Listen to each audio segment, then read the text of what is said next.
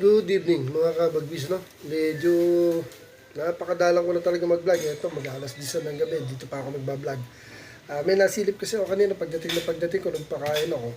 May dalawa akong YB doon na hindi ko na halos makilala. Pang 5 days ko palang nag-start pumasok. Pero nagulat ako bakit meron parang kakaiba doon sa loaf ko. Yung pala, yun yung solo YB ko na anak ni 11 Peder, at yung black naman yung pair. Hindi naman sila Nesmith eh. Bumalik kasi ako sa gasak noon, di ba, white and black. Yung white is nawala, yung black ang natira. Ang lalaki na. Kawawa naman, di ko napapalipad. Pero bukas bago ako pumasok siguro, pakawala ko pagkakain nila. So hapon ko na malalaman kung makakabalik ko. Makakabalik ko man sila, mga paamo ko yan. Problema, yung isang black hindi ko pa paamo. Napasilip ko sa inyo kung ano na itsura. Tignan niyo mga kadogo. Yung YB ko, 5 araw pa na, laki-laki na. Tsaka yung black.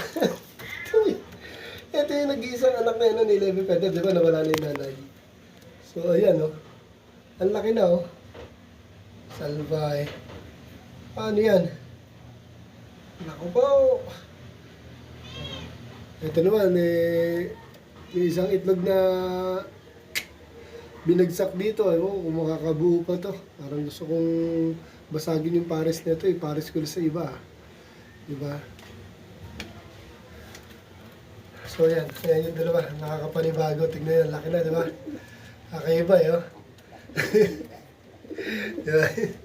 Mga sabik-sabik na lumipad itong mga to. Mga sabik na lumipad itong mga to. Diba? Alam pa isa ako. YB. Ay, nako. Okay, dito na lang. Alas 10 na. Okay, mapasok pa ng maaga bukas. Bukas paliliparin ko kayo, promise. Okay, mga kabagwis, dito muna. Good night.